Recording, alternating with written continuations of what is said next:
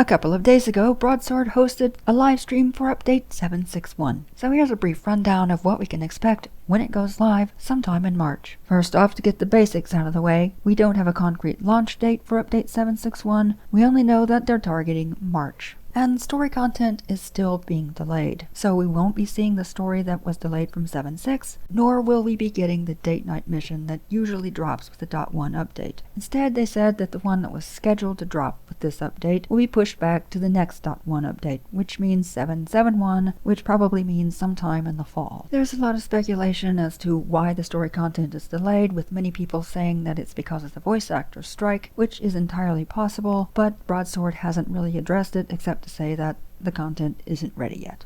Now, as the character modernization, they talked about it a little bit in the stream, but we won't be seeing any updates or fixes to the character textures in update 761. Instead, they'll be putting those changes on the PTS in order to get feedback. They said they would be doing this immediately after the launch of 761. They said that right now their priorities are to address the problems with wrinkles and musculature, the neck seam, and the problems of textures on characters with brightly colored skin like Chith. And they showed us a couple of before and after screenshots of what we currently have right now and the changes that they're working on so far. Once they deploy these fixes, which could be at any time because that won't require a major update to do, they're going to begin work on the aliens, so all you Twi'lek and Pureblood players, smoke them if you got them, because they're coming for you next. So now you know what we won't be getting. Here's what we can expect with update 761. As usual with the .1 update, we'll be getting a new Galactic Season. This one is Galactic Season 8. It's entitled Rising Power, and it will focus on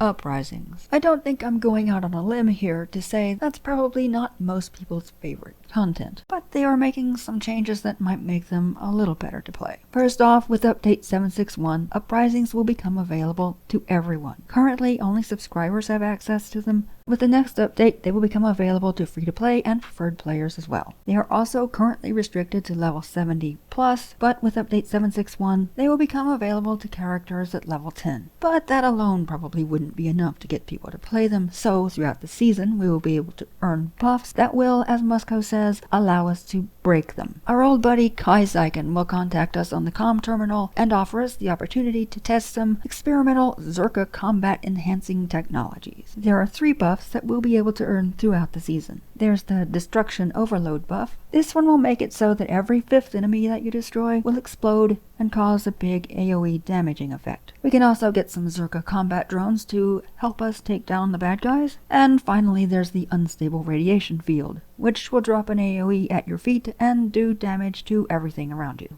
Apparently, you'll get the buffs at random when you enter the uprising, and apart from the positive destructive effects that they might have, Musco indicated that they might also have some negative effects, though he didn't elaborate on what those might be. I'm also wondering if these buffs will be available after the season ends. As to the rewards, there will be some new titles, a couple of new mini-pets, mounts, dyes, a couple of new hairstyles based on Andor, as well as some new stronghold decorations. All these rewards will be themed around either Drummond Koss, Coruscant, or Andor. They didn't show off any new armor sets available on the reward track, but they also said we'd have to wait for the article on 761 to see all of the rewards. So we still might be getting some. Now, moving on from the season, they are also adding 4 new skins for Bessie. If you have her already unlocked, you'll be able to find these in Lane's lab. In order to earn them, you have to just keep doing what you always do the training modules, earn parts, and with those parts and some credits, you'll be able to purchase them from the vendor. They will also be adding some new training modules. These ones will be specific to dynamic encounters. For example, one might ask you to do a certain number of dynamic encounters on Hoth with Bessie set to the tank role. And speaking of dynamic encounters, 761 will bring some new achievements. These ones will be encounter specific. For example, you can get an achievement for avoiding taking any damage from the snipers in the encounter Snipers on Hoth. I mean, I'll never get it,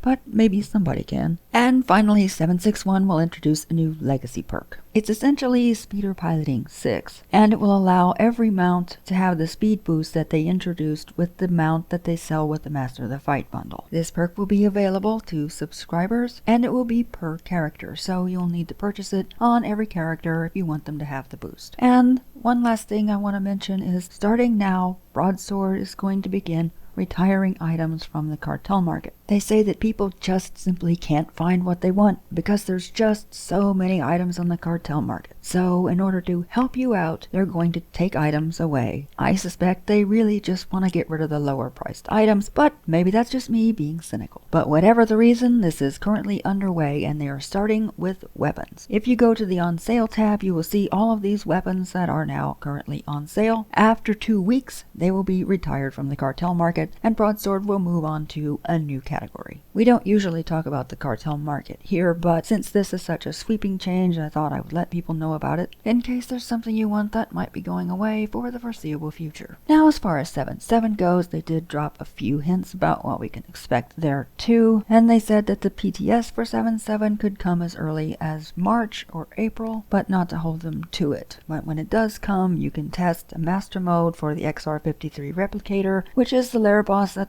dropped with 7.6. As well, they'll be adding dynamic encounters to some new locations. And there you have it. That's what'll be coming with update 7.6.1. Are you disappointed? Are you excited for this update? Let us know in the comments, and while you're down there, why not like and subscribe? And as always, thanks for watching.